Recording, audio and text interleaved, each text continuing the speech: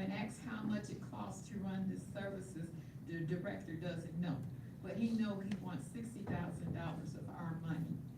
Council members have rightly raised alarms that this money could be going to line executive salaries up to $100,000 instead of keeping the lights on for our vulnerable citizens. This is a broken performance agreement, and Killeen is getting stepped on. Fortunately, this council has already shown a better path forward by earmarking $200,000 to the Armor of God research on Gilmer Street. I encourage this council to take 3 immediate steps. Deny the $60,000 request completely.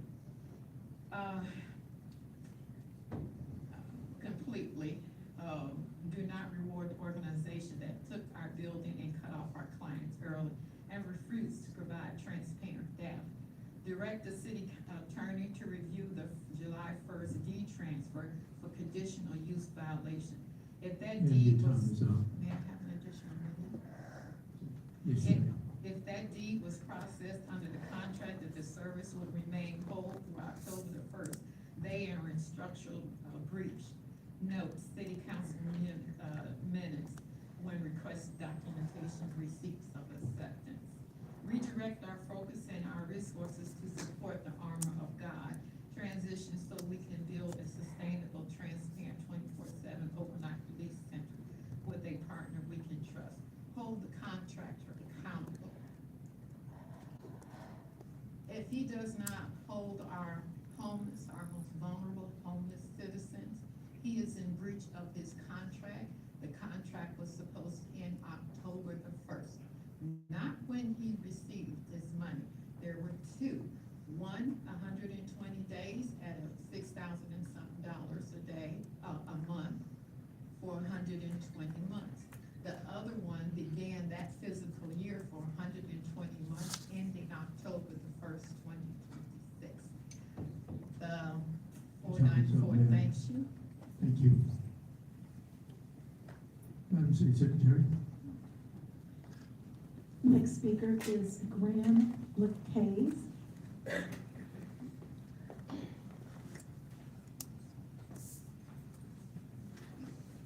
Good evening, sir.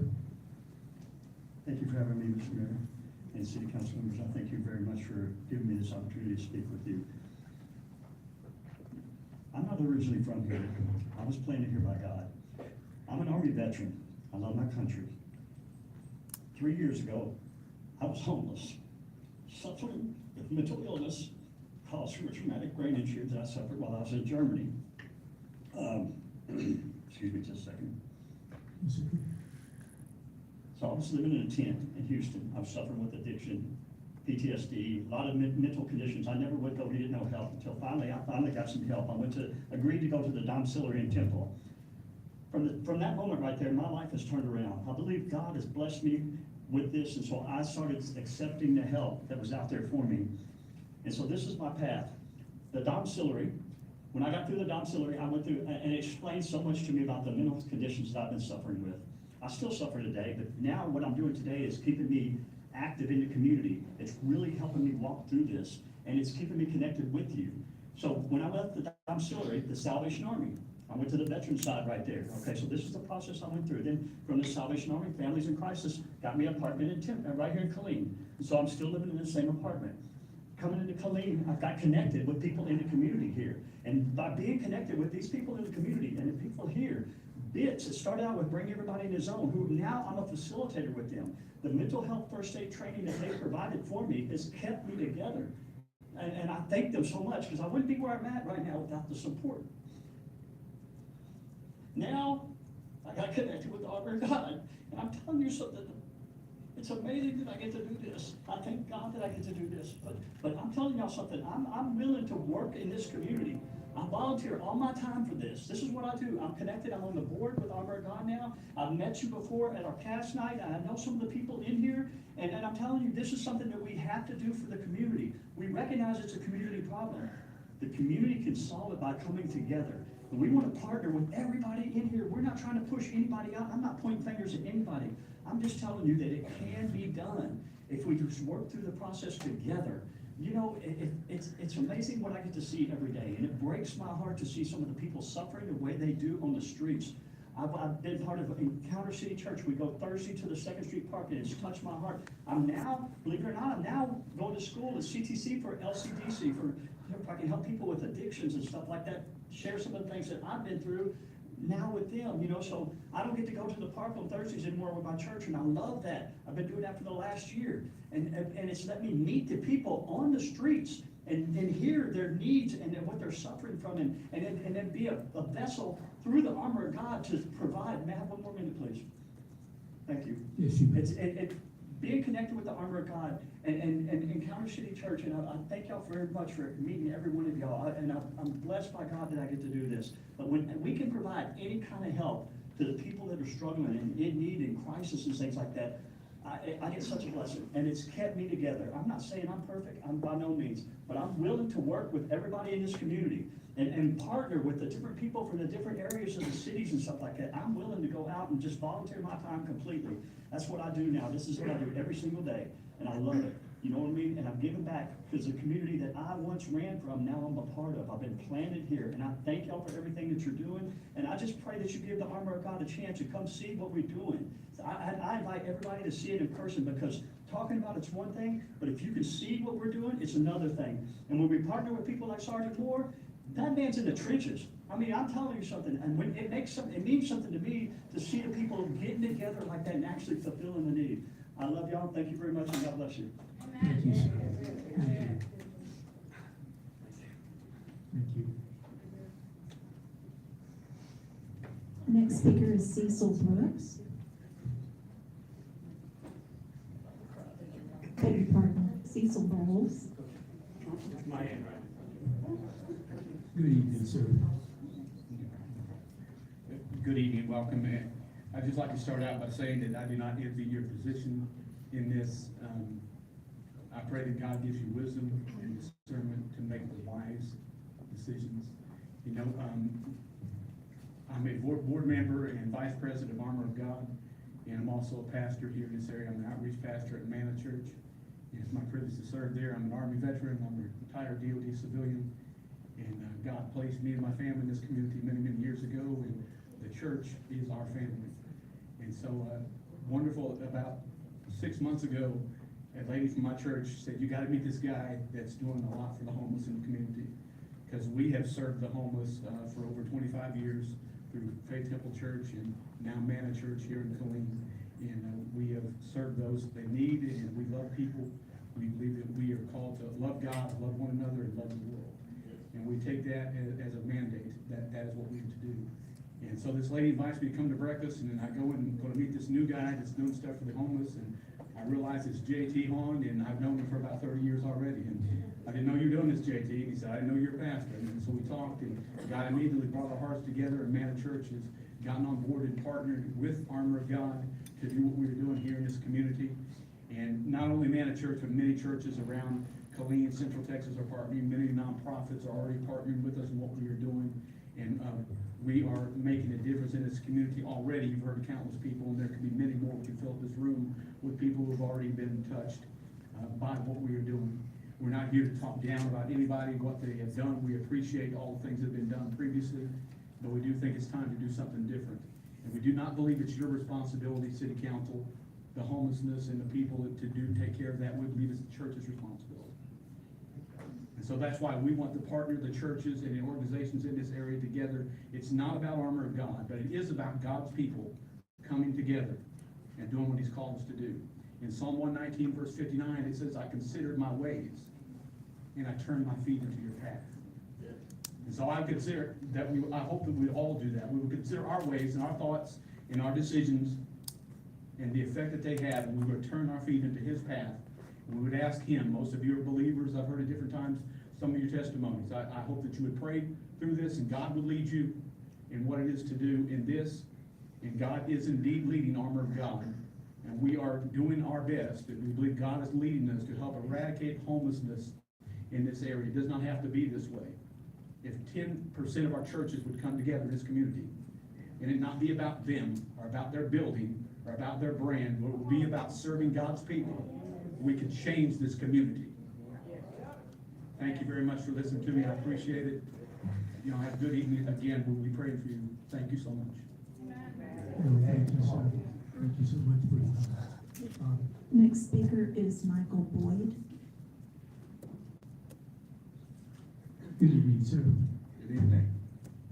Thank you for having me. And I want to say I appreciate all the testimonies that have been given for those who speak on this issue. I don't come to be critical of the council or hostile, but come with an understanding posture. I sat in a position for 4 years and I get it.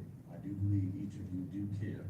At the end of the day, people don't really know, but council members have probably just a little bit more information than everyone else has to make that 30,000-foot view decision. So rest assured that they're gonna be making a decision on behalf of the city. That's what I believe. That was the position I took. But I'm here because I serve on the advisory board for Salvation Army of Bell County. And we have been working to reestablish services here on this side of the county since it's gone dark over the years, understanding the need.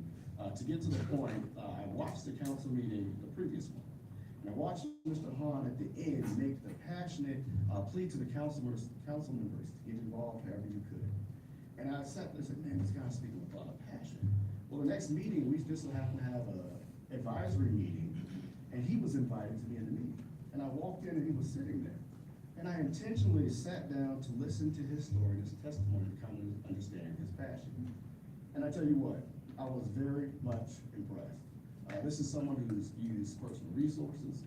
This is someone who has a heart for this community. This is someone who wants to see the community work together, not caring about the brand and who's the front, who's the face, but making sure that we can move in a direction that's effective. And so I'm here to advocate for the council to consider a new direction, to put funds towards the Armor of God ministry to push this homeless issue in a position of being solved over time.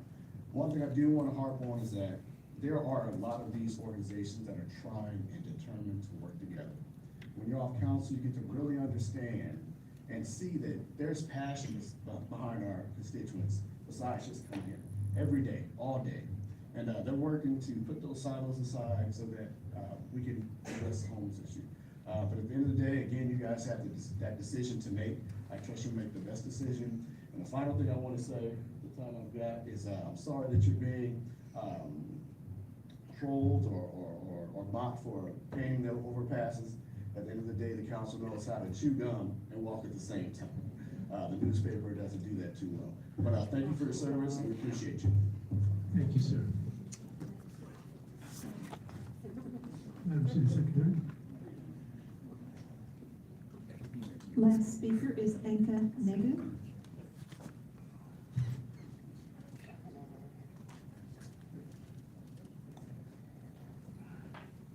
Good evening, ma'am. Thank you. I'd like to say that Killeen Daily Herald, in fact, does a good job most of the time. Sometimes they make mistakes, so please don't talk trash about them, especially in public. Addressing homelessness is a lot more than just providing housing. There's mental health assistance programs that are necessary, assistance with addictions. More often than not, homeless people have both mental health problems and addictions. When I heard Councilman Bass's comments, I'm not here to say right or wrong. I'm just talking from my own experience. I thought immediately of Steve Cox, the homeless veteran who lived on Dirt Bridge with his dog Emba. Of course, his dog was euthanized by the shelter. When he had a heat stroke, I offered him a cabin to stay at my property. And I found out that in the past, before I knew about him, Kyle Moore found him a place to live, and Steve stayed there for a while, and then he chose to leave. Let me say this again. Homeless veteran had a home, a place to live in, and he chose to leave and be in the street. So when Councilman Bass said what he did, that's the first thing I thought. Yeah, I'm not judging Steve. He's a good person with mental health issues and with addictions. Hard worker, great, but he needs mental health help and addictions. And in fact, there are 2 KPD officers who stayed at my Airbnb when Steve was there. And it turned out that there were some of the officers who arrested him when he was out in the street drunk. He was extremely grateful for them, to see them. It's obvious how much he loved those officers. And they were very happy to see him getting a second chance. Unfortunately, Steve again messed up his situation. He had a place to stay, I found him a job, he was making money, and he messed it up. He later admitted to me that with the money, he bought some drugs and just messed up his mind, and he ended up in jail for a good reason, and I can only do so much. But the bottom line is, they are good people, they need support, and if you can support them any way you can, I encourage it. Again, housing itself is not enough, they need mental assistance, mental health assistance, and addiction assistance. Thank you. Thank you, Ben. I just want to say, I don't believe it was mentioned about Killeen Daily Herald. It was mentioned about media, but not the name. I just want to make that statement there. Okay. Madam City Secretary? We have no one else signed up to speak, Your Honor.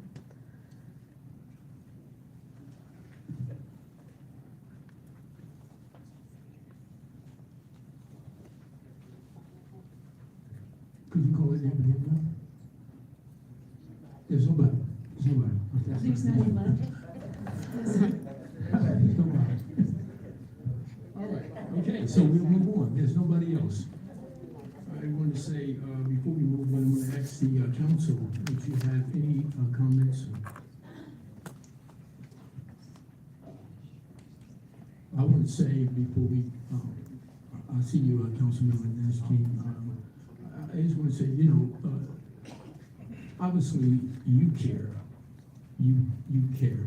You're here tonight, and I just want to say that we care as well. I heard some comments towards, and it's okay. I can take comments. I'm gonna let you know that we do care. What I do besides mayor is help take care of the homeless, take care of those that are in need. Right here in Killeen, I see organizations that are out there. That's why we had the faith-based organization night last night.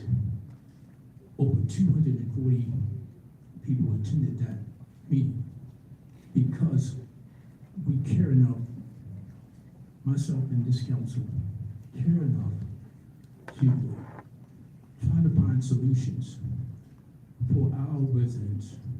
We live here as well, and we do care. We care about the homeless. We care about the unhoused. That is dear to my heart. I just want you to know that.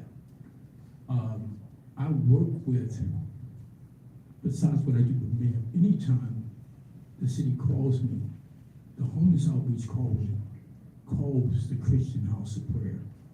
We are there. I'm not bragging. I just want to let you know that this council cares. We really care. Let's just get that. Sometimes if you don't know and you just see from what you hear, you can paint a picture. But at the end of the day, we are here. This council is here. Staff is here because we really, really care about this city. And yes, we have situations. We just got to learn how to navigate. We have to find out. Yes, we don't have all the answers to every problem. We just have to try to figure it out what we can do next. So thank you for being patient with us. Thank you for bringing your comments. We want to hear the comments because we want to do better as well. We are not perfect, but we want to do better. So thank you for being here tonight. It's so important to voice your opinion. And thank you for being nice that you didn't clap a lot as well. Thank you. So, with that said, Councilmember Nasky. Thank you, Mr. Mayor and Council. Council, when I requested us to have this special meeting to look for funding for Friends in Crisis. It was, I thought they would still be open, but they decided to close. So to me, tonight is really about where do we go to meet the needs of individuals that they have until September 1st, and they have to have a place to stay. It's more than having, services in the daytime, but you gotta have a place for someone to stay at night. That's one thing. The second thing is our budget. We earmarked money for 200,000 for Armor of God, and I think everyone that came up and had the opportunity to speak, it was very emotional to me, because I've been there, done it. That couldn't have been 2 minutes, it's impossible. Right now, response to citizen comments. Oh, yes, we all. Can I have 1 minute, just 1 minute? Yeah, because we respond to city. Yes, sir. And what I just want to say, with that being said, before we go in a lot of detail, can we get the presentation from staff? Yes, we're gonna move to that. I just wanted to, if you had any response to the comments. Yes, sir, it's just the budget, and we need something for transition and also for somewhere for our unsheltered population, sir. Thank you, Councilmember. Councilmember Kendricks. What I want to say, everybody talks some good things about working together. I know FIC has said they was going to close at the end of the month. But I mentioned something to JT, and I think it's a viable option, but we have to be willing to see who's able to, or we said put the egos to the side, like kind of how we used to do it as football coaches. I think with what JC and his supporting cast has said, they are willing to step in. How about this? Let's work together. If you're getting ready to close Families in Crisis, how about you let these volunteers come in and right now work with you at that shelter to having an overlap until the next program, as we say, may come on board when we're looking for change. How about we try doing that? I think that is a viable solution right now to where no one is out on the streets. Just think about that. I see a lot of head nodding. I think that is a viable solution. Thank you, Councilmember. Again, Council, we are just responding to the comments, and then we're gonna get into discussion items. Councilmember Kimball. Thank you, Mr. Mayor.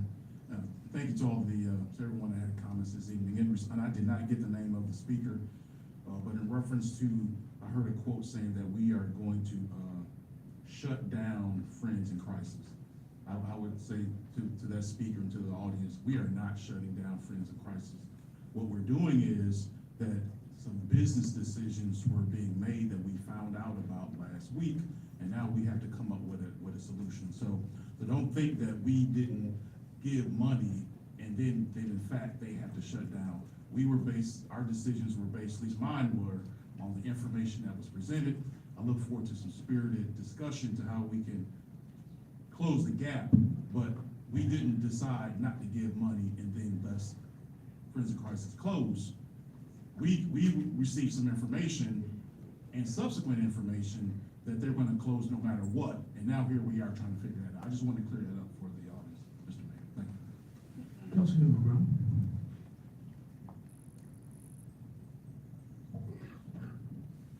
I heard multiple times speakers comment about the care and concern from the council and how important it is to take care of our unhoused. I just want to assure everybody that we all recognize that need, which is why we are here today. Today is not a regular meeting. Specifically, we all agreed unanimously that today was a day we were going to come in to address this and nothing else, because it is that important to us. So I want to make sure everybody understands that we are not taking any of this lightly, nor have we since the budget was presented and the request was made back in June. I think that it's very easy to try to say we have solutions. The solutions are much more complicated than anybody can imagine. We have a lot of people, I know personally, I thank FIC for 10 years of service to our community. They've gone a different direction, and now it's time for us to move on.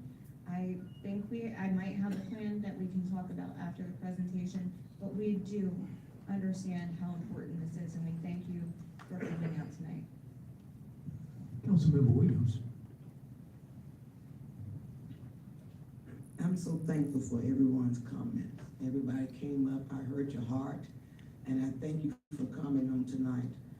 We all feel the same way, even the council members, not just you guys, but we all feel the same way about our unhoused. And I'm so grateful for the unity, but I feel the same way as as one of the council members here feel as well, that we all can unify. We can talk that great about unity and how can we come together and everybody coming together.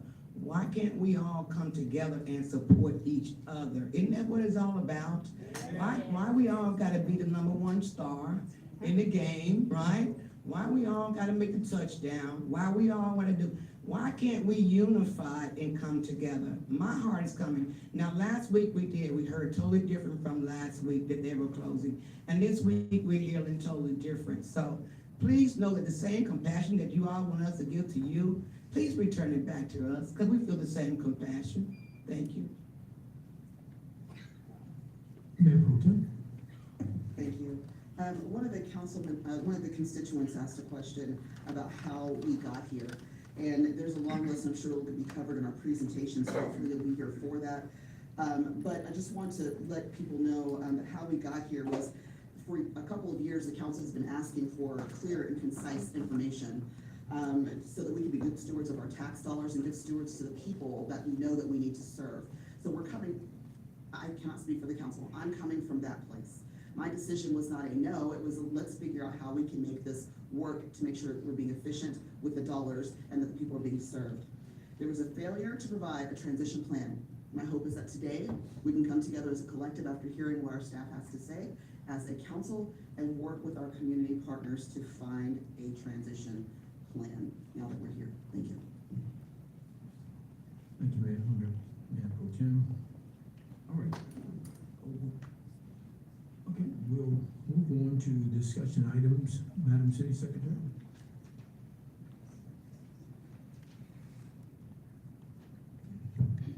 Discussion items, number 1, DS-26-077, discuss and consider potential funding for homeless services for the remainder of fiscal year 2026 and for fiscal year 2027. Good evening, Mr. Cagle. Yes, sir, Mayor and Council. We prepared a report for you tonight. We did it with city staff, and we did work with Friends in Crisis, let them look at the presentation to make sure we were getting everything correct and we weren't going to have any disagreement in here tonight. I think over the past few weeks, a whole lot has been said, a lot of finger pointing, a lot of people wanting to make one side or the other the villain. I don't think there's a villain there. The one thing I do know is there's a tremendous amount of misinformation. And so what we're going to try to do tonight is clear that up. At the end, we did provide some options with Friends in Crisis. There may be other options, but our main objective tonight is to try to get everybody on the same page, factually, how we got here, where we've been, going back a number of years. And so Ms. McNair has done a great job putting that together, and we'll hear that, and then we'll do our best to answer any questions you may have.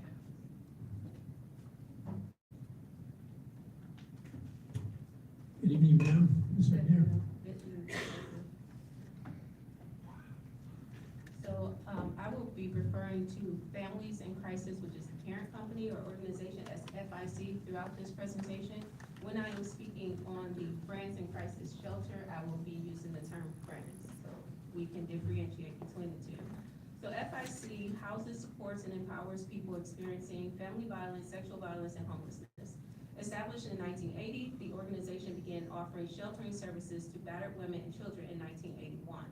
In 2013, the city of Killeen initiated contact with FIC to discuss a funding opportunity to expand its programming to include a homeless shelter, which is the Friends in Crisis Shelter, also known as Friends.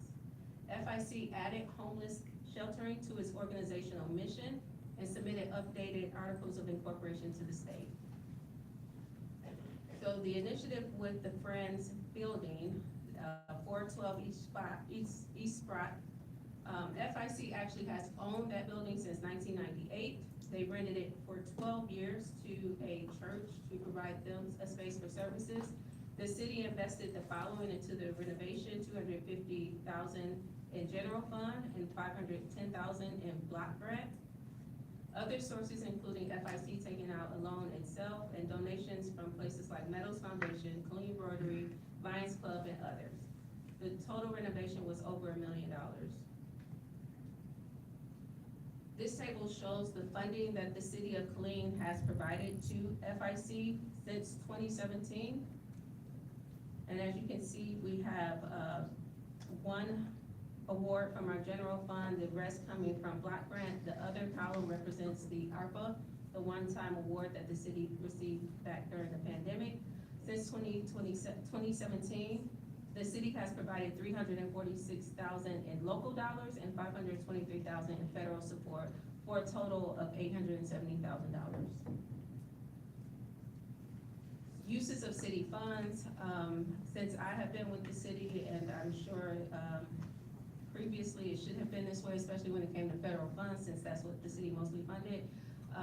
Friends in Crisis submits documents and requests reimbursements for their money, and the uses of the funding is as follows: salary and wages and benefits for shelter employees, utilities, food, repair, and maintenance, and based on the 2025 award, Friends spend approximately 85% of the funds on salary, wages, payroll taxes, and employee benefits. Hourly rates started at $20 an hour. One individual, the shelter manager, made $39 an hour. So this table shows all of the funding that FIC for their Friends program have received. As you can see, most of the sourcing is federal money. Emergency solution grants, that's the first row, through HUD.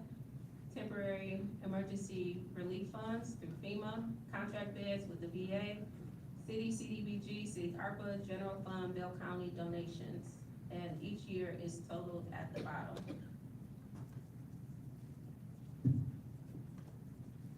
So funding that FIC requested for the Friends program is listed here, and it shows that they requested approximately $808,000, and they have been awarded to date $155,000. The VA money, that $130,000, is specifically for contract beds for veterans.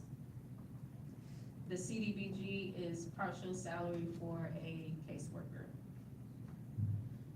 Since January 2026, FIC, the main organization, has been monitored and audited by the following: City of Killeen, Criminal Justice Division, Victims of Crime Act, and that was in July, the Office of the Attorney General, and that was for all of the OAG grants, Texas Department of Housing and Community Affairs, Patillo, Brown and Hill, HUD Housing Counseling Agency completed recertification for 2026-2028, and I do believe that Friends in Crisis is the only HUD certified housing counseling agency that Killeen has.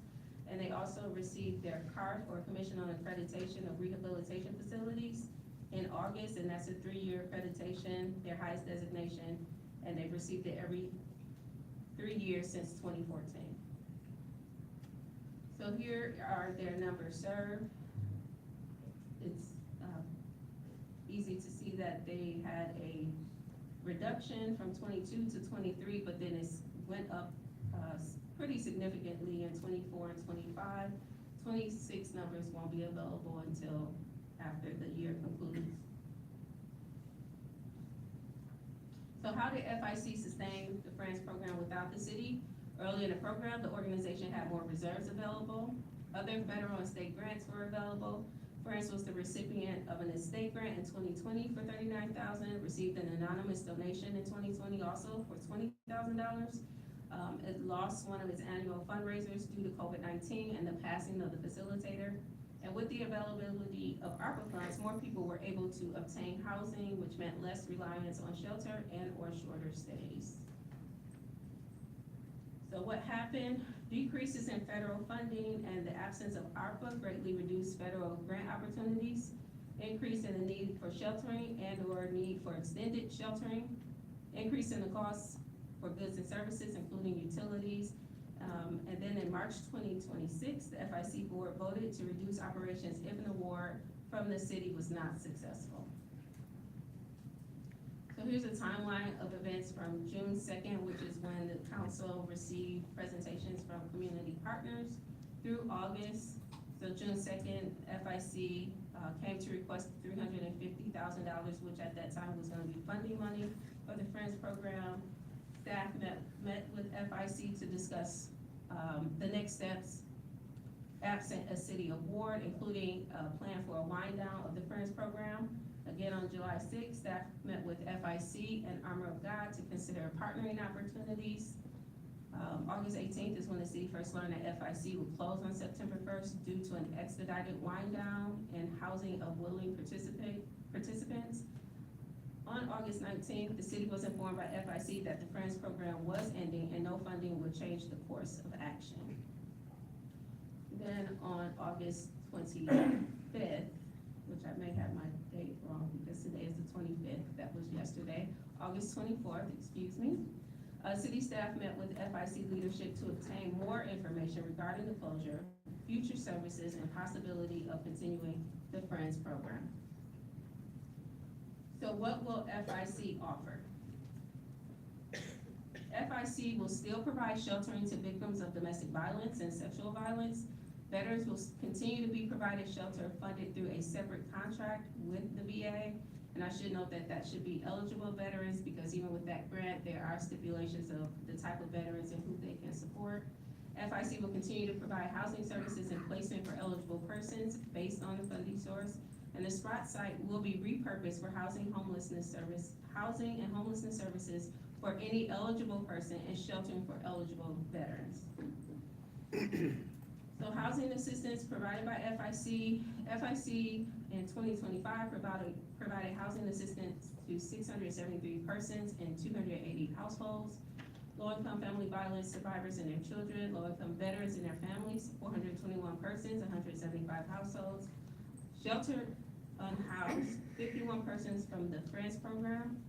Unsheltered and homelessness prevention. Assistance totaled $2.1 million in rents paid to local landlords. FIC worked with 134 landlords in 2026 so far. What would FIC need to keep Friends? FIC leadership explained to staff that without full budget funding and a multi-year agreement, a minimum of 2 years, the Friends program will continue to face looming closure. Further, it was expressed that a forward commitment of funding will offer continuity in services and stability for guests. A full budget, multi-year commitment will also support delivery of services through employee retention. So the city options are not limited to what we see on this slide. There was some really thought-provoking commentary that I'm sure you all will consider, but here's what we have to present to you tonight. Number one, fund the Friends program short-term at $29,000 a month, and that is through their fiscal year. That would be September 1 through December 31st of this year. Partial funding will support operations until the FIC fiscal year, until the end of the FIC fiscal year, delaying closure until after the holidays. Fund Friends program at $29,000 a month for 2 years, serving approximately 475 unduplicated persons per year. Fund full budget deficit with forward commitment through fiscal year 28, or do not fund the Friends program at all. And then support another capable and ready community partner to operate a 24-hour, 7-day shelter. And that concludes this presentation.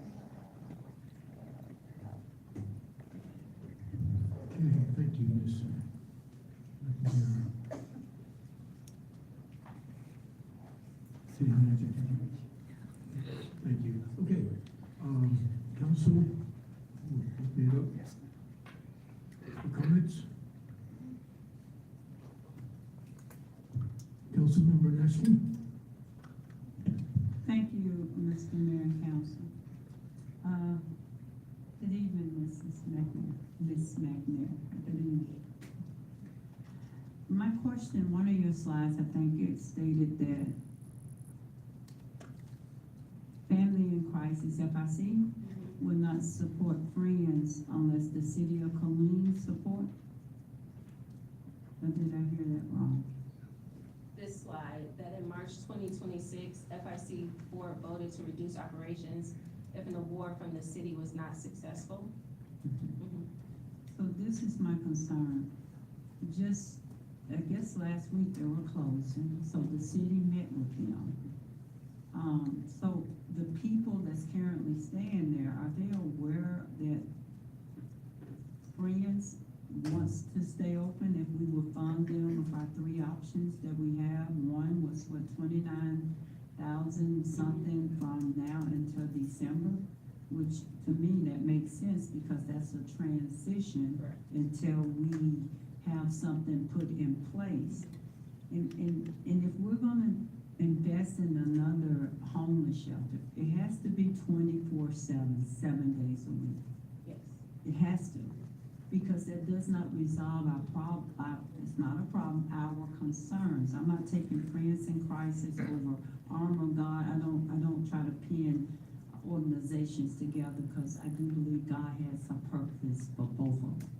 When they're seasoned up, I don't know, but I think working together collectively for the good of the people. And I think that is where we're at. So if I had a recommendation, it would be, because there's some concerns from council, would be to ensure that by September 1st, that we do have a place for our unsheltered population. And between September until December, we can work something out. Either they stay there or the council make a decision to move forward, because I can't really plan for what's gonna happen. Can I have one more minute, please? Thank you. I can't plan for the future, but I know next week something has to happen in order to take care of our unsheltered. And once I feel that they have a place to stay and they're taken care of, then we can move forward with a sustainable plan, bringing all the community organizations together that want to contribute, and let's work together. Thank you. Councilmember Brown? I feel like I'm on a roller coaster right now, to be honest with everybody. I'm going to tell you that over the past week, I have talked to a lot of people. I have thought, I have prayed. There's been a lot of energy put into this. And as of 5 p.m. today, or 6:25 when the presentation started, this entire council was under the impression FIC was closing. No questions asked on September 1.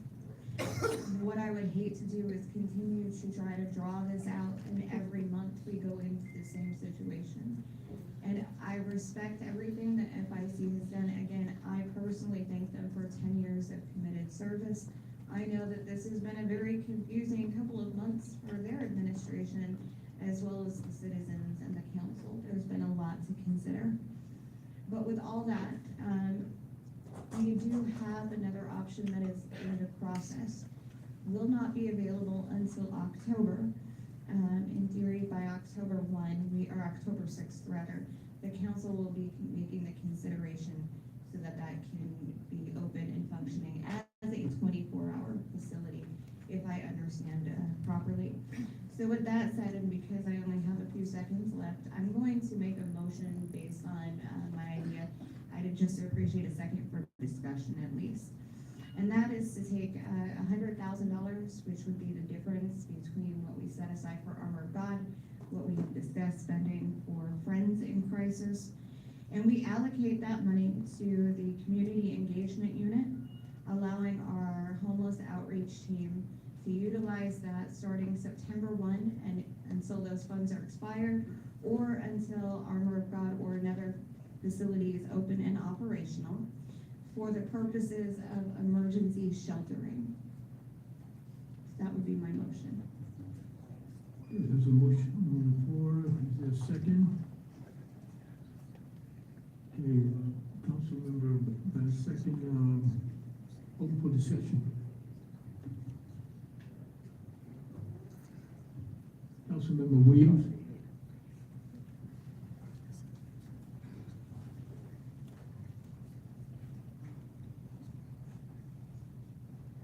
For the armor of God, is it okay that we call him back up now? Could I call him up for the armor of God? Or do I just, could I speak to him, the armor of God?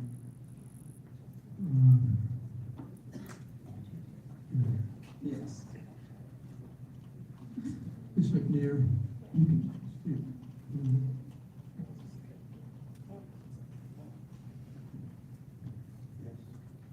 Yes, how you doing there, JT?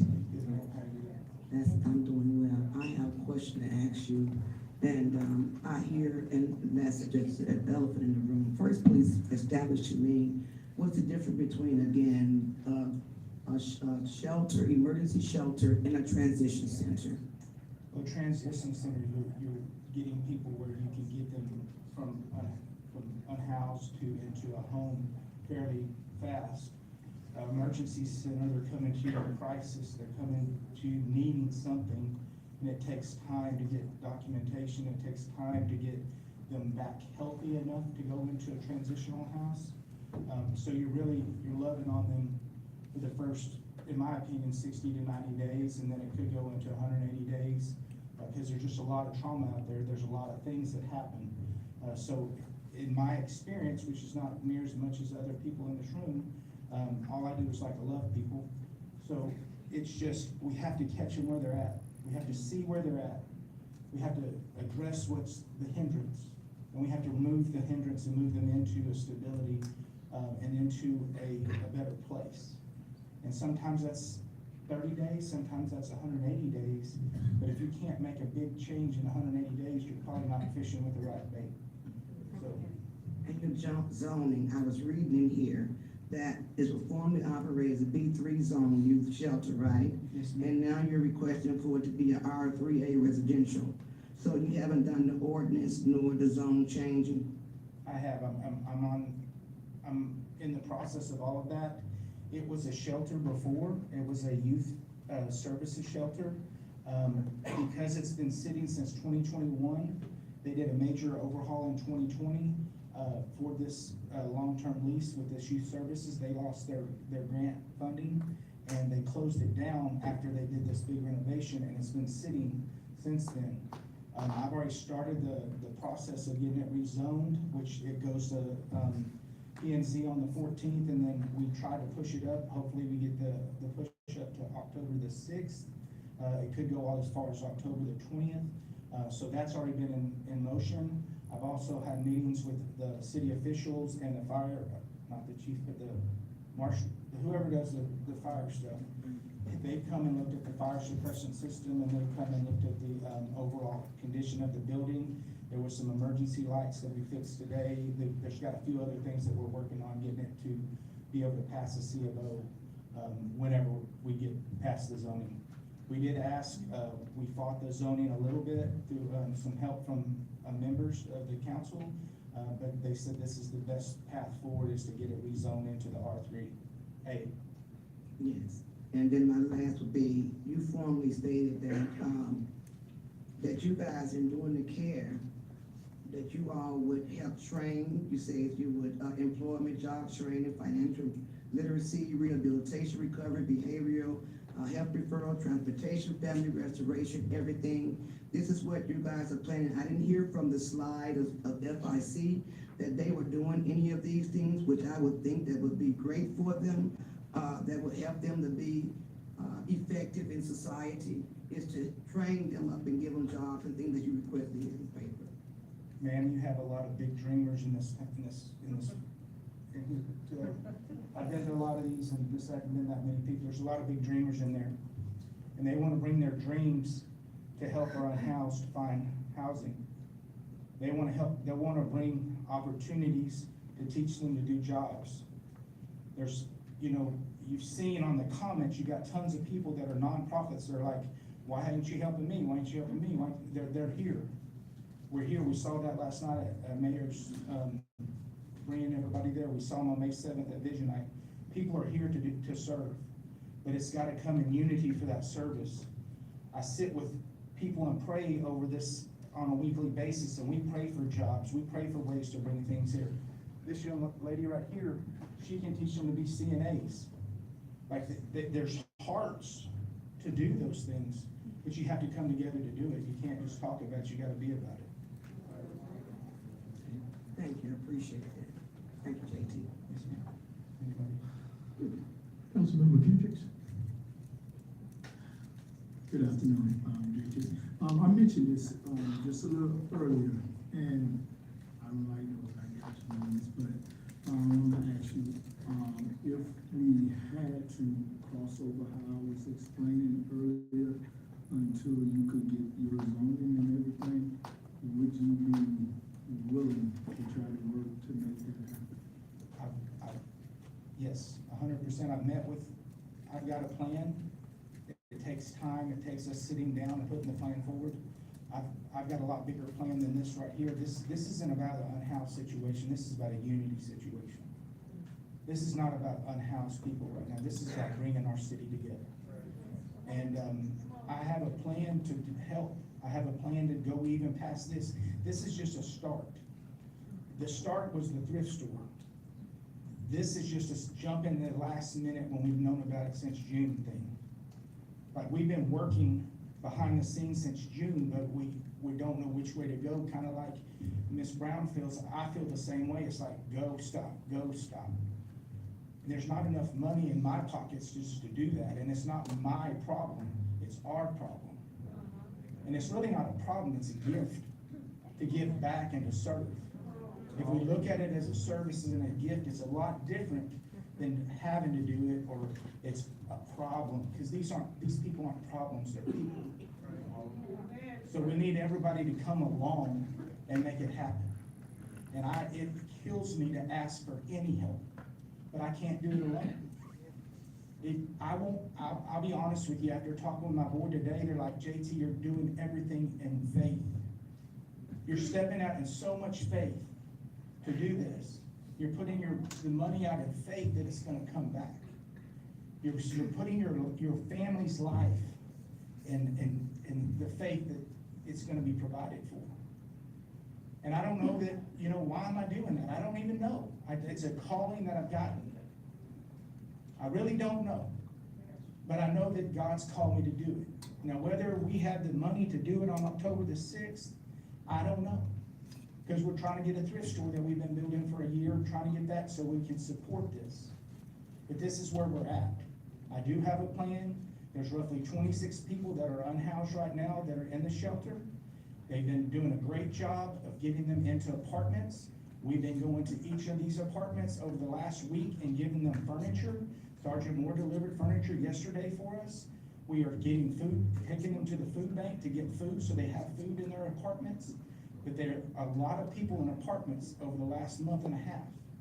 And Friends in Crisis has done that, and they've done a great job doing that, so I applaud them. But where are we at now? We're at a crossroads. The crossroads is we keep doing what we've been doing, or we suck it up for 6 months, suck it up for a month, whatever y'all decide, whether we can fund it for a year, whether we can not fund it for a year. I don't even know what the whole number is at this point. I don't have a good idea, but I've went under contract on this building. I'm gonna buy this building whether you fund us or not. Whether I open it up on October 6th or 2027, I don't know, because it just depends what we can raise money for. And that's gonna depend on the city, that's gonna depend on our country, that's gonna depend on our county, that's gonna depend on our citizens, that's gonna depend on whoever wants to get involved to help us get it done and where we can do it with excellence. Because my board, they won't let us go do it unless we're gonna do it with excellence. They told me that today. We can go out there and we can wing it, or we can go out there and do it with excellence, and we choose excellence. And like I said, that is what I wanna see. I wanna see it come together, and I wanna see it where we're working together. And we have to put those, whether it be a slight differences, to the side. Now, the same questions that I just asked you when I get my second time, or if I do get a second time to speak, I will be asking FIC the same questions.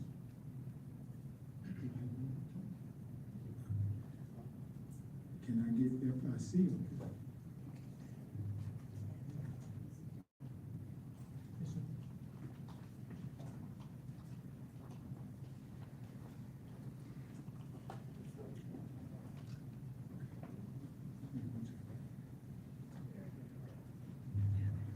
Good afternoon. The same question I just had for JT. And we're trying to find an overall solution for all of this. Would FIC be willing to work together with this, doing this little phase part of this? Because you said you was closing, but would you be willing to work with them? So where we don't have a gap in services. Are you referring to your idea Yes, regarding ma'am. using volunteers? Yes, ma'am. I'm not sure we could do that with the VA contract, could we? We're not talking about the VA portion of this. We're just speaking on, Options on the slides.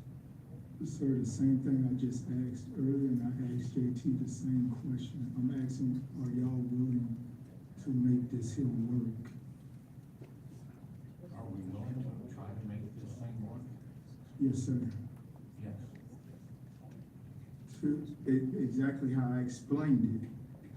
What do you mean, can you repeat how you explained it? The way I explained it was, there may be an overlap. You already have the building, and if they have the volunteers, with the exception of the VA piece of that, would you be willing to work with them if they had the volunteers? They got a room full of volunteers here that say they are willing to step in and we not skip a beat. That's what I'm asking. Are y'all willing to do your part so we don't skip a beat? That would have to be a board response.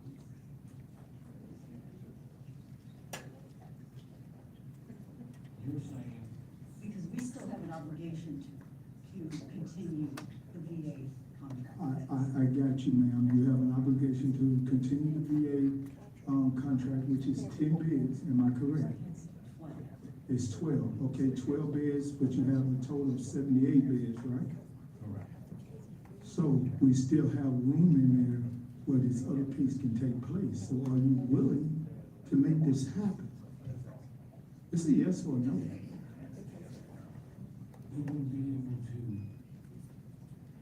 guarantee to have these volunteers. It's a 24-hour operation. The people that I just seen in here, I think they are ready. I think they are ready.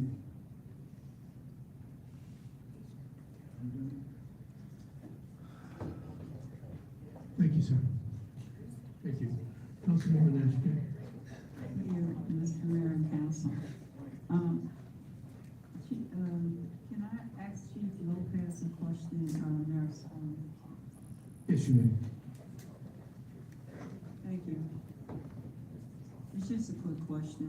With the proposed, motion that's on the floor, how would the police, the homeless outreach program, how would they house with $100,000? How would they house our homeless shelter? Our unsheltered residents, and how would that work? Okay, I appreciate Councilmembers Brown's confidence in the police department and CEU, but I have to respectfully disagree with allowing the police department to run a homeless shelter. You know, I agree we have homeless outreach efforts, and I 100% support that. We do that every day. but the homeless shelter operation should not be one of our functions. And I say that for several reasons. It's outside of KPD's core mission. Shelter is fundamentally a housing operation. It requires case management, intake. We don't have that expertise inside the police department. Secondly, it creates conflicting roles for police officers. Here, in 1 second, we're a provider, but in the next second, we're an enforcer. And that creates a lot of confusion with the homeless population, for anybody, actually. It could discourage people from using the shelter. A lot of our homeless populations, they may have warrants, they have substance abuse, they have other issues, and basically they don't trust the police sometimes. So I think it's going to discourage some homeless people from coming forward seeking those services. We could inherit a lot of operational liability. You need insurance to run a shelter, and at the end of the day, we don't have the expertise. We want to support our homeless population. We do it as an outreach program, and we will continue to work with our community partners to provide those services. But I believe that KPD running a homeless operation is not a good thing for the police department or our homeless population. Yes, sir. Thank you. Mr. Mayor, how much more time do I have? 1:30? Okay, thank you. Real quick.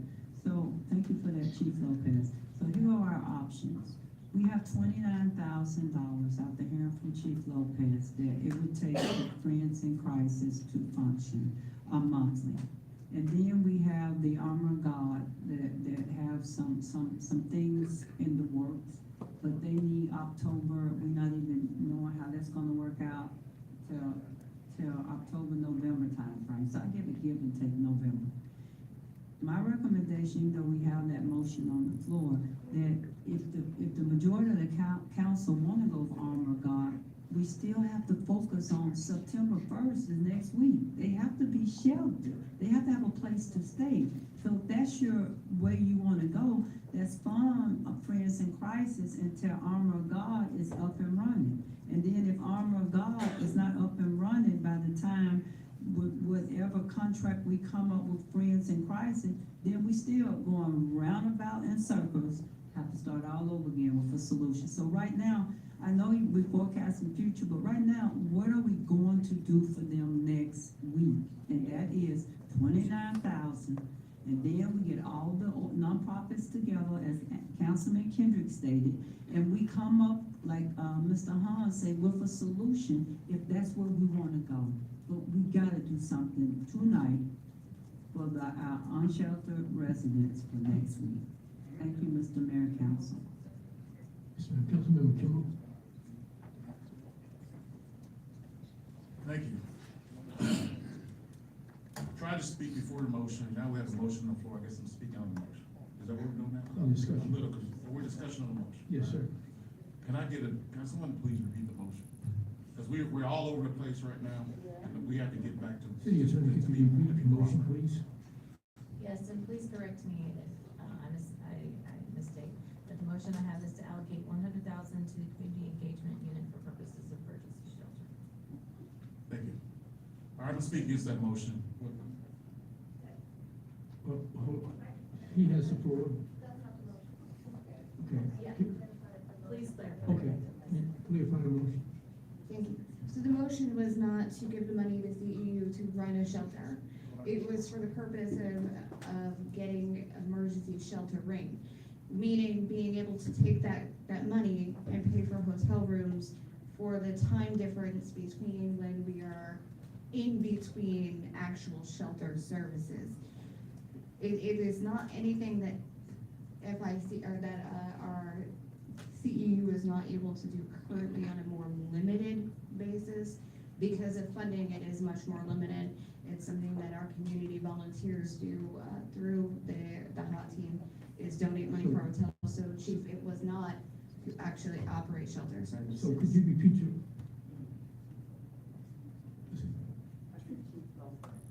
Yes. Even under that model, it would be difficult for CEU to implement that program because officers encounter people on the streets 24 hours a day, and his team is only 6 people. Yes, sir. 6 people, and every night, every day, we encounter people on the streets where we have to make a decision to try to find them housing. a lot of the times it's heartbreaking because we don't have any other options. If the person is mentally fit, not a danger to themselves, they haven't committed a crime, they're in crisis, we either take them to the hospital or they committed a crime and take them to the jail. It's very difficult to have patrol officers try to call somebody on CEU to find some housing for somebody overnight. It takes hours, I will need more staff, and it would be very difficult to implement some type of trying to find hotels overnight for our homeless population. Thank you, Chief. For clarity purposes, the request was to repeat your motion, please. So to allocate $100,000 to the community engagement unit, to use for emergency sheltering of homeless individuals, either until that money is expended or until another shelter is open and operating. Thank you. Now, City Attorney, do you have that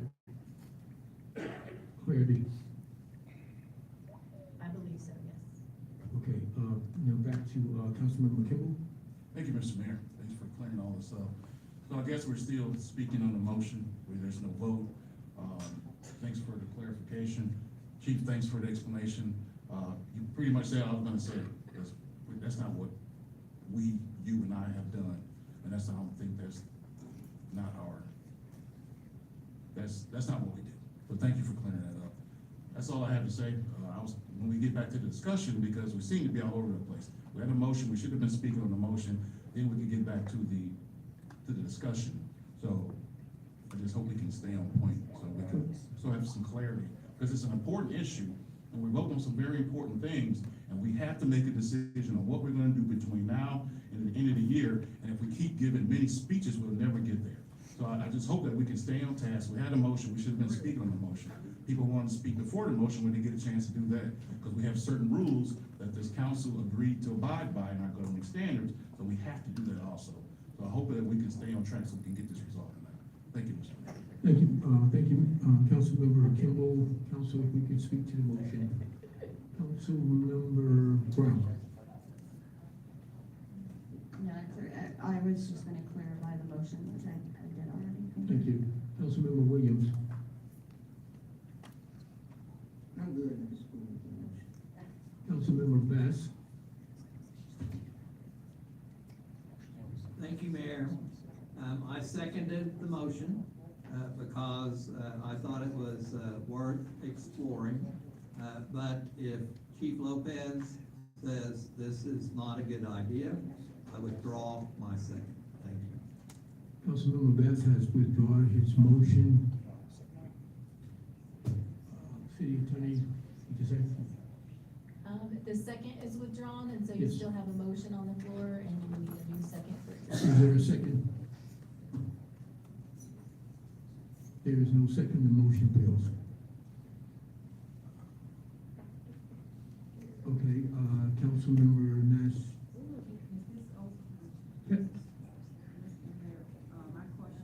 Is this open, before I speak, is this an open discussion on this item, or are we limited to 2 times?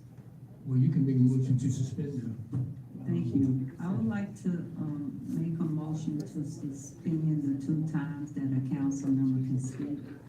Is there a second? Please, address the, so I can recognize, please, Councilmember Brown. I'll second. Is there any discussion? No discussion, all in favor? I'm sorry. Can we get some clarification on that? I think last time when you suspended the rules, there was question on, whether there was still limits at all, on number or time. So if we're just suspending the rules and there's no limits, then we've got that direction. But last time we thought that was the case, and then Councilmember Nash, could you?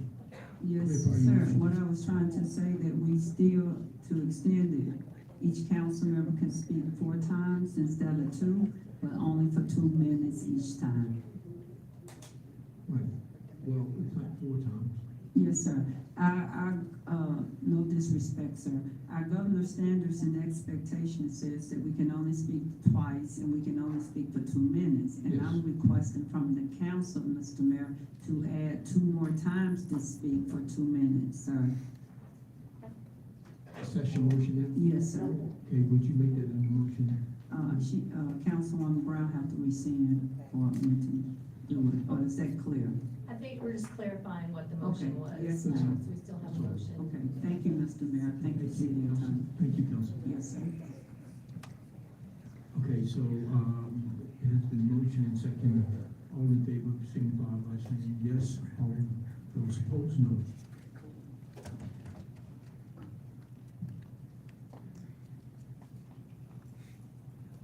The motion carries 16 to no with, Councilmember Kimball opposing. Now can I speak, Mr. Mayor? Yes. Thank you. Mr. Mayor and Council, I'd like to make a motion. And my motion, Ms. Tiffany, before I make this motion, with Mr. Hahn, I'm assuming you talked to him too, Armor of God? You know about the process that he's going through right now? Okay, and could it be safe to say, to give him some wiggle room that we can do the 29,000 for Friends in Crisis until, December to ensure that he has everything in place? That's always been my goal, is this city wanted to move away from the current shelter provider, that it would give itself the opportunity to actually build a bridge to get there versus stopping something here and starting it here, and then there's just this space of no services being provided at all, which is additionally why I initiated the meeting with Armor of God and Families in Crisis, to just start conversation, to get these two organizations comfortable with being with each other. It's not a relationship that anyone could force. It would have to truly be developed through trust and then develop organically. And that was just last month that I had the first meeting, and both sides were supposed to go back to their boards to engage their boards about what they would permit them to do next to develop a partnership that was then I was going to come to this council and say, here's what we have as far as the start of an ecosystem, but things have not progressed that way. Here we are. I do want to note that the 29,000 that's in that first option for the Friends program is 29,000 per month. So that is $116,000 for the remainder of this calendar year. The second option would be $696,000 for 2 years. Third option, approximately 1.4. Do Not Fund is $0, and then the Support Another Capable and Ready Community Partner.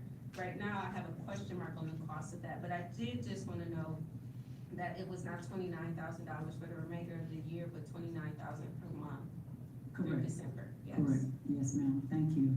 Mr. Cagle, can I ask our senior manager a Yes, question? you may, Councilman. Thank you, Mr. Cagle, thank you, Ms. McNair. They may have a question for you, but, for $116,000 from September to December, or $29,000 for the month of September alone, what is your recommendation for the transition in our situation that we currently are in, to stay with Friends, just a recommendation, stay with Friends in Crisis, put a transition plan together? What would be your recommendation, sir? Well, when this first started, we felt like we identified about $350,000 in savings that we felt like comfortable that would be available by the end of the year. And you allocated $200,000 of that. So, anything that builds a bridge would be good. I don't know how long that transition period's actually gonna be. I don't think there's anybody here tonight that can actually tell us that with any certainty. But,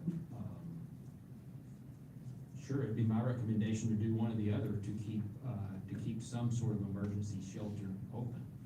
To my knowledge, the only one that's ready to do that right now is Friends in Crisis. And I understand, we were told absolutely not. Now we're told that they can stay open to the end of their fiscal year with our assistance. We verified that with them. Thank you, sir. So with that being, thank you, Mr. Cagle. With that being said, and that was a good point with, oh my God, that we don't know how long that transition would be for them to get fully established, for a 24/7 shelter. So my motion would be for the council, that we fund Friends in Crisis, for the first recommendation, which is $29,000 a month, for 3 months, which will come up to $116,000 for those 3 months until, the armor of God is, it's 4 months. Yes, I'm sorry, correction. Thank you, Councilman Kendrick. For 4 months until armor of God has made that transition. Can I finish my motion, Mr. Mayor? Yes, ma'am, you may. Taking under consideration that the council voted to earmark 200,000 for, armor of God. So that would be my motion, to fund the Friends program short-term at $29,000 a month from September the 1st until December 31st. There's been a motion before, Councilman King, is there a second? Councilmember Brown, Second for discussion. open for discussion. Ms. McNair. Councilmember. Okay, Ms. McNair, so I want to get some tidying up real quick. If FIC closes, whether it's September or December, what happens to the CDBG funds that go to their caseworker? We would likely, we could enter into the agreement because they would still be open at least the first 3 months of our fiscal year. And then after that, any money that would remain, we could reprogram for the next program year. And then, Mayor, may I ask, Mr. Hall a few questions? You may. Mr. Hall, would you come up, Mr. Hall, Ms. Armour? Oh, Mr. JC? Oh, Mr. Hall, Mr. Hall. They do sound very much alike. Okay, so, how many individuals would be able to be housed, or sheltered rather, at $29,000 a month? 40 per month. 40, that's in addition to the veteran beds? Okay, and that's 12 veteran beds? Yes. Okay. It's typically about 8 to 10 right now, up to 12. And then, if we did this $29,000 per month, would we be guaranteed that that would keep the shelter open as long as we are funding that $29,000 a month, at least through the end of your fiscal year? I would say yes, yes. Okay, and your fiscal year ends December 31st? December 31st. Correct. Okay. Thank you. May I ask Mr. Hun a couple questions now? Yes, sir. What's your time here? 51, yes, ma'am. You may.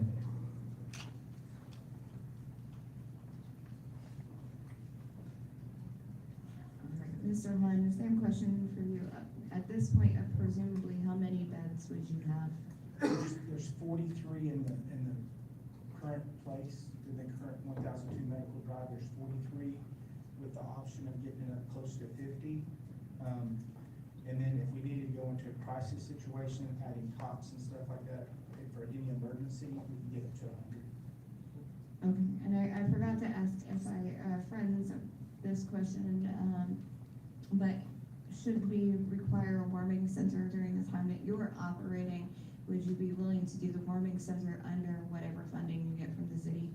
Yeah, that's our whole goal, is to create a wellness center, and, because of the way it's set up with the backyard and things like that, our goal is not to have Green Avenue Park. We appreciate it, that's where we go and start our own house. I think it's a great addition to what we've done in our city, but our goal is to keep them at the location, let them work there, find jobs there, and there'll be a big area for them to stay cool, and then go out in the backyard and hang out under the trees and stuff like that. Thank you. I believe in the background, I saw Ms. Armour kind of giving me a nod that they would be able to do a warming center while operating under that cost if we need to. Was that a yes? Okay, so just for the record, she's telling me yes, to that question. And then, Mr. Hun, I know you haven't specifically asked for any questions or for any money. And really, I don't think tonight we should be deciding on what we're going to fund you. We have the money set aside.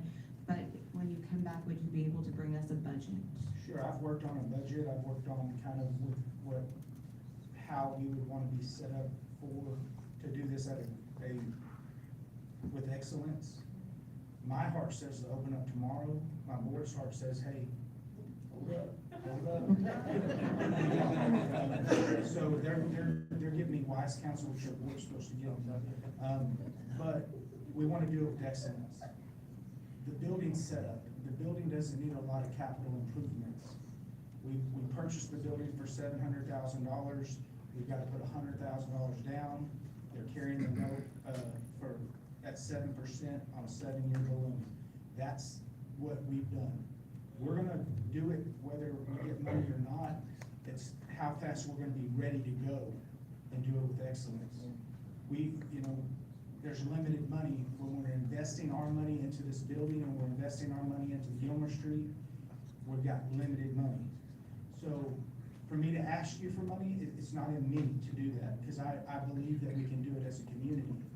For me to raise $285,000 that I think our budget will be, it's gonna take me some time.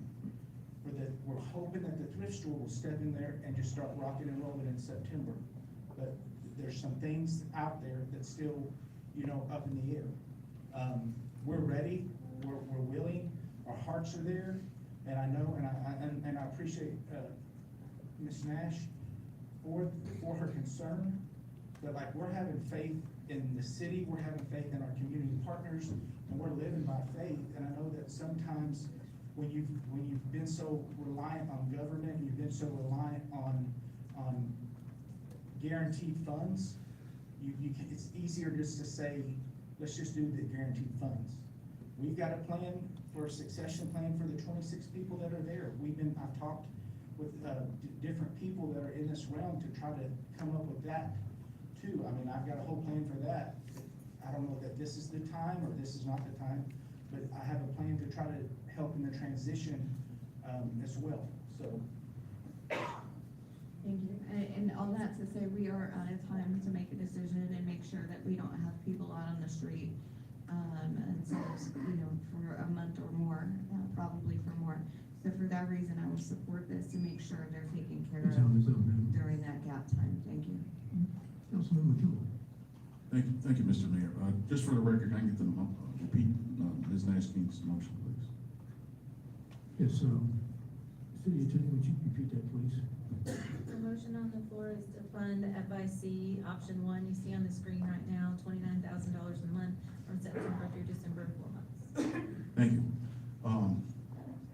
It's a great thing, and I like it. No, there was another part to that motion, right? It was something about armor guard at the end of that too, right? The rest of what was stated with the motion was just taking into account that 200,000 was already earmarked, so I don't think that added to the directive of the motion, but just acknowledging. So the motion is to fund them $29,000 to the end of the year, period. Yes. And I'm getting the yes. There was nothing about armor guard in that motion. I thought we're talking different things. If she has the floor, would you mind? Yeah, go ahead. Okay. Yes. So the reason, I stated, oh my God, because Mr. Cagle said that they had taken $350,000 for Friends in Crisis. And then once that 200,000, that motion was made to take from that, money, then we just sit it there. It's not being used, it's earmarked for the budget year. Okay. But my motion was based on right now. Between now and the end of the year. In December, yes, sir. Okay. I can support that. Yes, What sir. I can't support is earmarking any additional funds for a single organization. Because we're gonna just find ourselves back into where we're at right now. The only thing that we got was this document that was handed to us about an hour ago, and I can't work off of that. So if we're gonna fund them between now and the end of the year, I'm 100% behind that. What I will get behind is any organization that comes up after the end of the year with a plan that we all can get behind, that makes sense, so we don't find ourselves in the same situation that we are with Friends, that we have a plan, we have commitment, and we have promises to move forward with training, with education, with drug rehab, with counseling, the things that we all talked about that we want, that's the plan I'll get behind come January 1. And I hope it's armor to God. I've just heard some awesome things. I've never met JT Pawn in my life before, but the support that he has filled this room, because you would think it's an election night as much as people in this room. So I'm willing to get behind any organization that can fulfill the things that we have talked about, the ones we talked about last night at the mayor's coalition. That's what I want to go for come January 1. Yes, I will support this motion between now and December 31st, and I hope that if it's Armor of God or any other organization out there that wants to talk long-term seriousness, homelessness, housing, shelter, counseling, those are the things I'm looking for come January 1. So I'll be supporting your motion. Thank you. Councilmember Kendricks.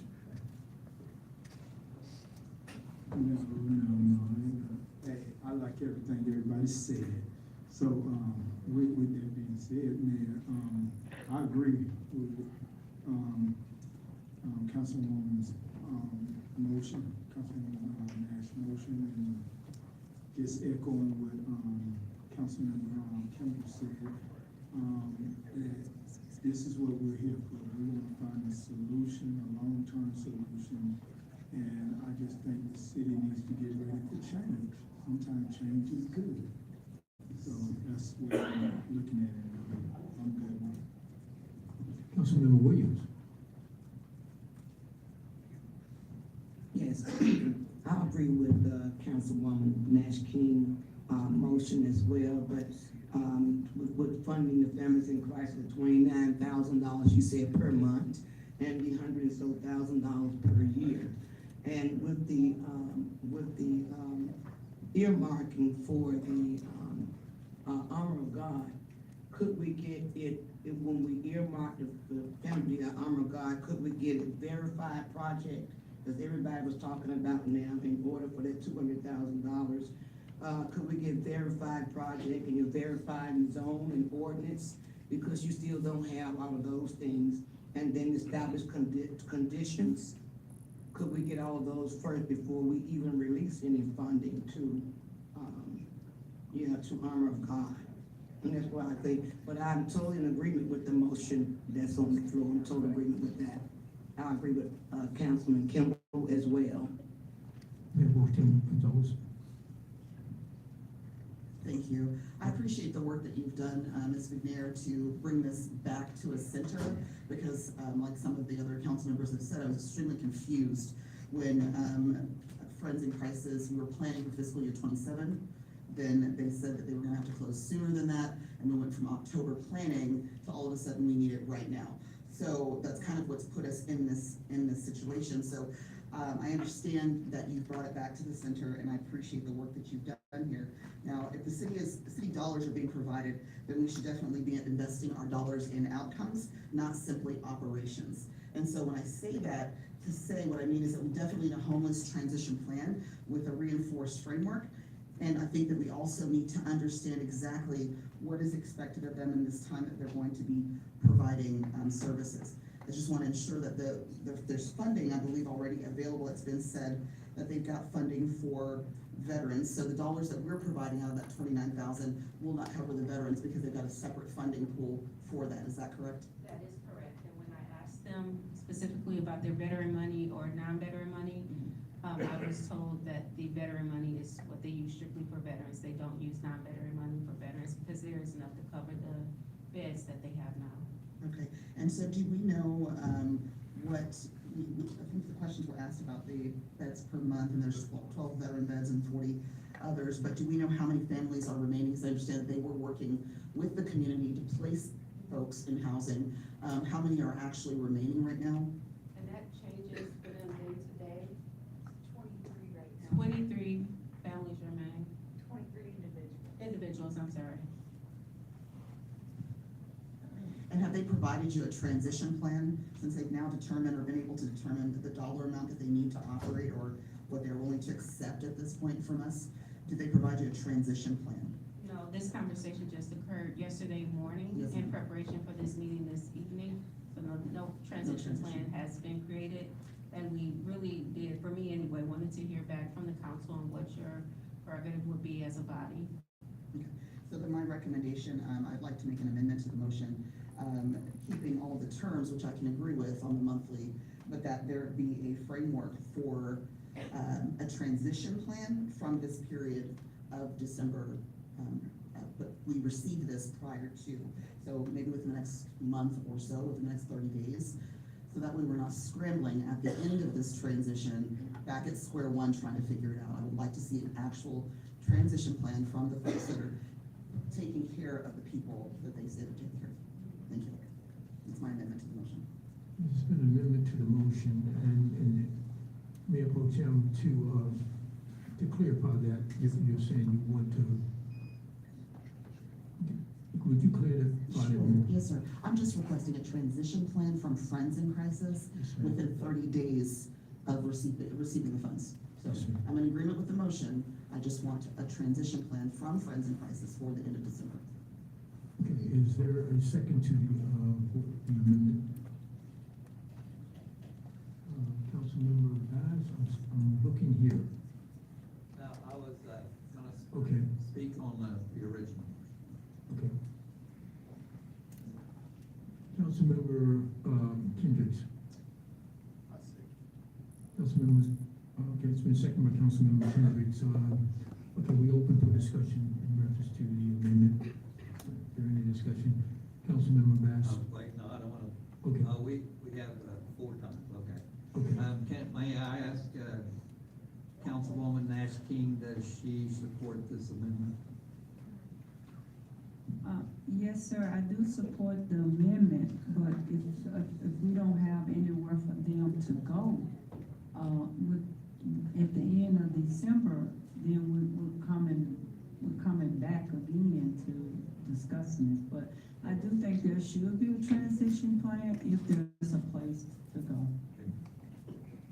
Is there any other discussion? Councilmember Brown?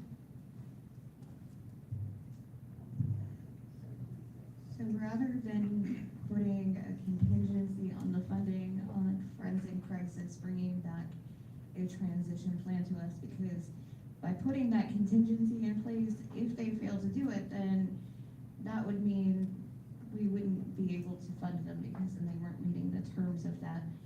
Also, I think that maybe it's not FIC's job to give us a transition plan into a more permanent solution. That's an in-house thing with our other partners. But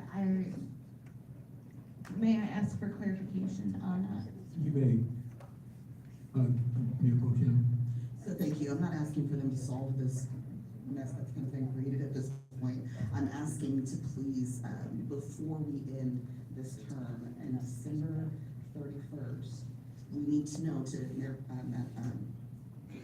Councilmember Nash King's point, we need to know what's going to happen next. So if we get word or we have an understanding that we are not going to be able to move forward with this or any other organization, to Mr. Campbell's point that might come forward, we still have to have a plan. We have to have a plan, but these organizations also should be providing a transition plan for the constituents that they serve. I mean, they're the ones taking care of these people, so we don't end up in the situation that we're in now. We need to know what their plan is. So in the event they are done with funding on December 31st, how do they plan on transitioning those people out of that situation or over into a new one?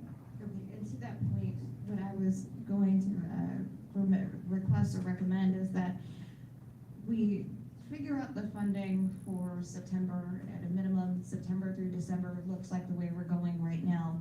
And then October 20th, we come back and discuss the funding starting January 1 and moving forward, which would give FIC, it would give AOG, it would also give, to Councilman Kimball's point, if there are other organizations who want to step into this realm, who want to step forward and see how they can interact and help, it gives them time to come into that queue.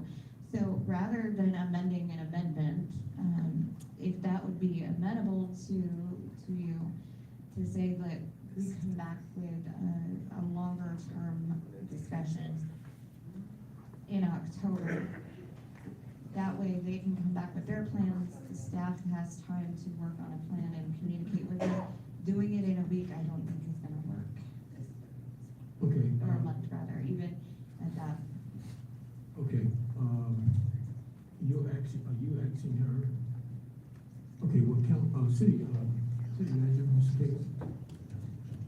I was just gonna say, I think the transition plan is December 31st, they're closed. And I don't know how they plan beyond that, so. Yes, you may respond, So, yeah. Mr. Cagle, I do understand, but my question, what I'm trying to eliminate is if we got word from Friends in Crisis that they were gonna open, they weren't gonna close, they were gonna close. We heard rumors from people that actually reside there that say they're gonna close sooner than we were even expecting. So I don't trust at this point that we are gonna have consistency with regards to the situation. So all I wanna make sure is that whatever we are planning to do, we are doing so efficiently, that we're making sure that if for some reason this plan does not work, and come December 31st, what is our plan? We do need to schedule, that's a whole separate conversation about a meeting for ourselves to come up with a plan. But when families in crisis transitions, do they just turn everyone over on December 31st and they just go? Is that how that works? Does everybody understand that? If that's the case, then it is what it is. Can you clarify that for me? No, I believe I understand what you're wanting. So is it that on Within December basically a 31st they close and it's done? 90-day exit strategy plan, transition plan, a number of how many people they are serving, and over the next 90 days, what are their plans to exit them out of the shelter and to permanent or temporary or something like that. That's all I'm I asking. believe I understand That is what correct. you're That's all I'm asking asking. for. Yes, ma'am. And it's not to ask them at this point to provide anything after December 31st. That's Just correct.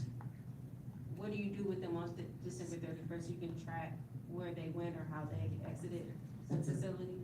Yes, ma'am. Okay. Okay, Councilmember Bass. I don't see, continue, okay, Councilmember Brown, you have 20 seconds. Thank you, and that, I will keep it to that. So my concern is if we pass this motion, it still obligates them to something within 30 days in order to get the 60 and 90-day funding. If I'm understanding it correctly, and maybe the city attorney would be best to answer that since it's about a motion. I was interpreting the motion as an additional requirement, a performance measure, but that it wouldn't be contingent upon the money. Is that, but certainly council can, tell me how they want us to write the performance measures. Okay, and I just wanted to make sure that, so we don't end up where we're giving them an instruction that they have to do and then taking that away from them. Thank you. Thank you, Councilmember Brown. Okay, further discussion, Mayor Pro Tem? Oh, okay. Councilmember Nasky? Okay, call for the vote on the amendment, okay? Correct. Okay, all in favor, signify by.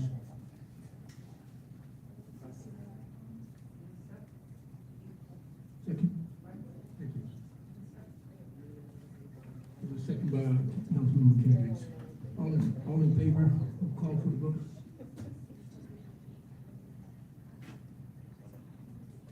Excuse me, the city secretary, Mayor, the city secretary was trying to get your attention. Yes, ma'am. Yes, City Secretary.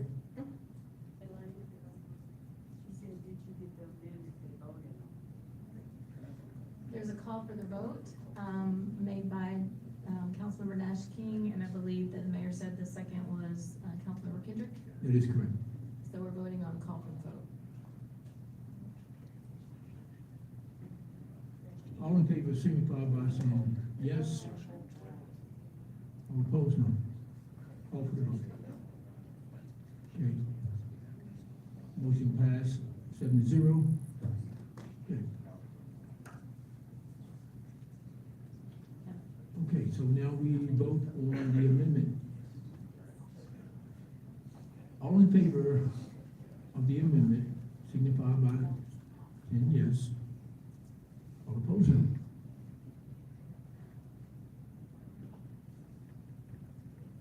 Amendment, motion passed, 7-0. Okay, to amend your motion. Right, and so now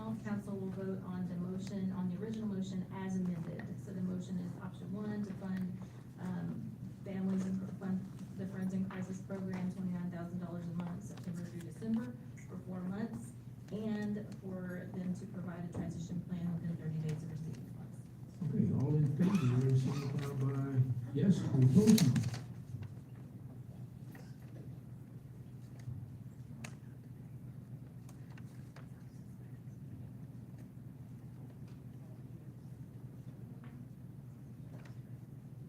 Motion passed, 7-0.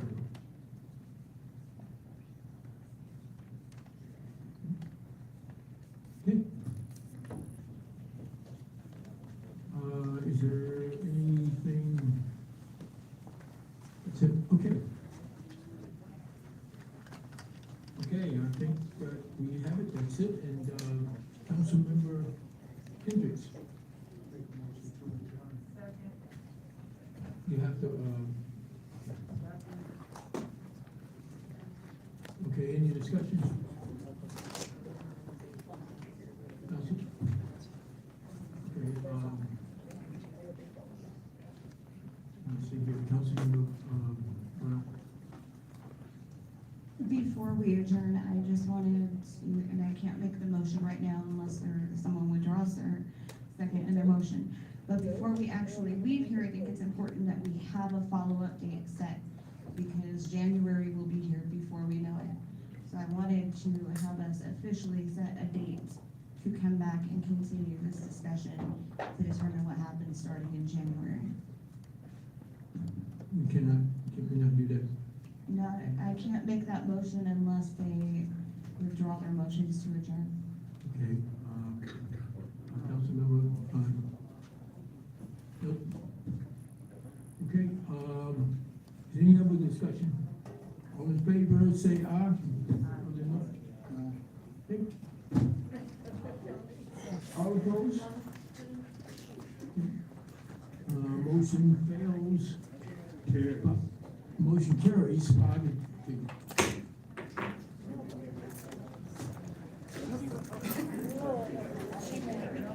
She wanted to come back and discuss it, but she couldn't bring it back.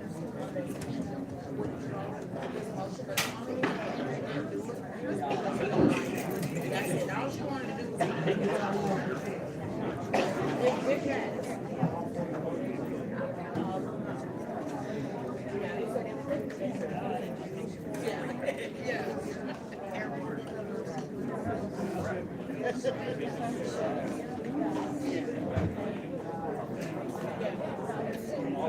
I told you they were ready to go. They just ready to go. They don't know what they want. But you know what? Yeah. If you know they're withdraw their motion and they can't it costs the city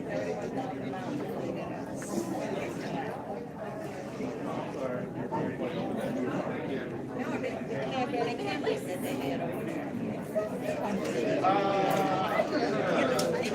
Not telling them. I'm gonna tell them that. Yeah, sure. They reposition all the positions and they gave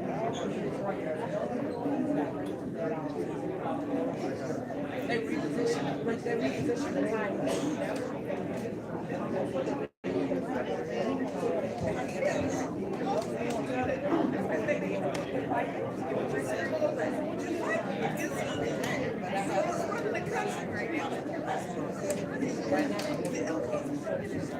Hey,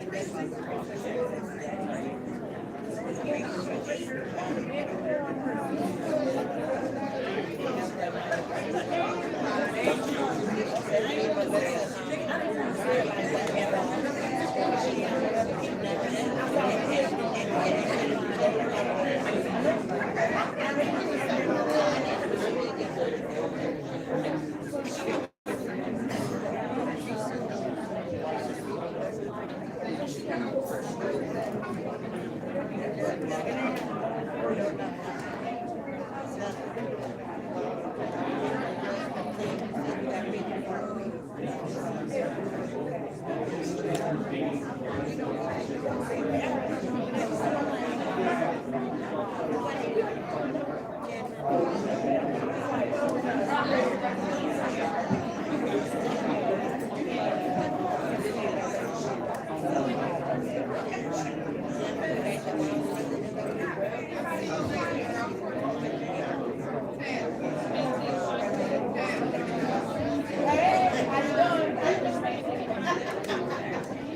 doing?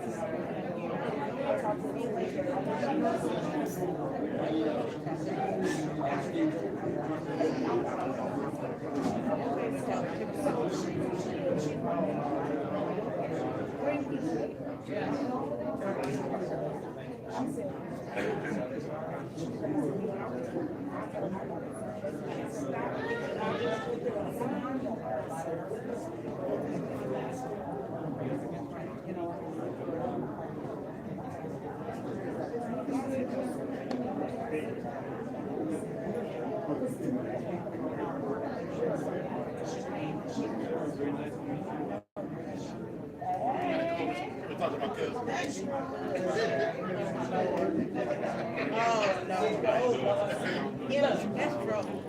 I'm an innocent. Wait, I'm an innocent.